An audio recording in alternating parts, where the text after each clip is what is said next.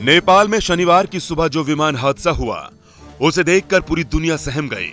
यह हादसा कई सवाल खड़े कर रहा है। हम इस वीडियो में इस पर बात करें उससे पहले नेपाल विमान हादसे के बाद इन डरावनी तस्वीरों को देखिए, जिसे देखकर अंदाजा लगाना मुश्किल नहीं है कि हादसा कितना भीषण था।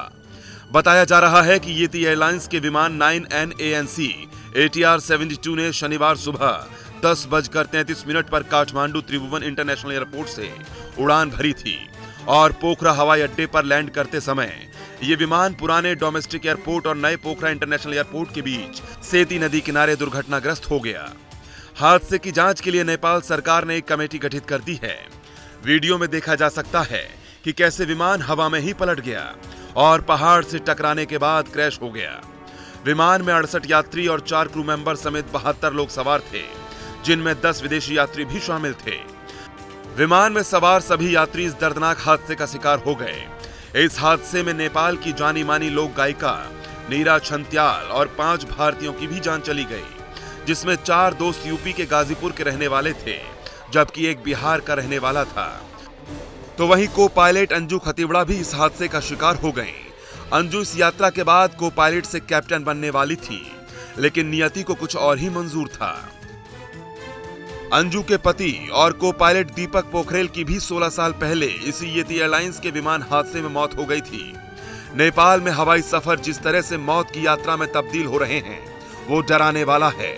अगर 3 दशकों की बात की जाए तो एविएशन सेफ्टी डेटाबेस के आंकड़ों के मुताबिक नेपाल में पिछले 30 सालों में 28 विमान हादसे हुए हैं।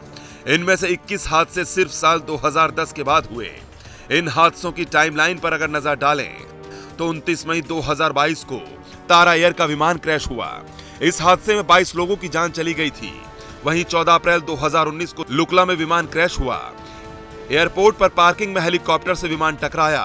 हादसे में को पायलट समेत 3 लोगों की मौत हो गई थी। 27 फरवरी 2019 को हेलीकॉप्टर दुर्घटनाग्रस्त हुआ। नेपाल के पर्यटन मंत्री समेत सभी 7 लोगों की जान चली गई थी। येती एयरलाइंस के चेयरमैन भी इस हादसे का शिकार हुए थे। 12 मार्च 2018 को काठमांडू विमान हादसे में 51 लोगों की मौत हुई थी। 24 फरवरी 2016 को विमान हादसे में 23 लोगों की जान गई। साल 2013 और साल 2015 में भी 3 विमान हादसे हुए। इसी तरह साल 2012, 11, 10 में भी नेपाल में विमान हादसे हुए। जुलाई 1992 में नेपाल में अब तक का सबसे बड़ा हादसा हुआ था। काठमांडू में पाकिस्तान के विमान में सवार 167 लोगों की मौत हो गई थी। पोखरा एयरपोर्ट के पास हुआ यह हादसा साल 1992 के बाद सबसे खतरनाक विमान हादसे में से एक माना जाता है। इस हादसे के बाद नेपाल की घरेलू उड़ान कंपनी पर भी सवाल खड़े हो रहे हैं, क्योंकि नेपाल की येती एयरलाइंस कंपनी का जो विमान हादसे का शिकार हुआ वो करीब 40 साल पुराना मॉडल है।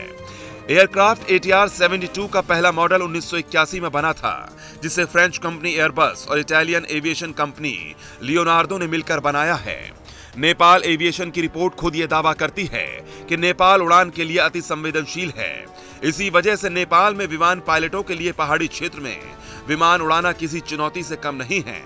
नेपाल में माउंट एवरेस्ट समेत 8 सबसे ऊंचे पहाड़ हैं। तेजी से बदलते मौसम के चलते भी विमान उड़ानों में काफी दिक्कतें आती हैं और कई बार तो पायलट को रियल टाइम में मौसम की जानकारी तक नहीं मिल पाती, जिस वजह से कई हादसे भी हुए।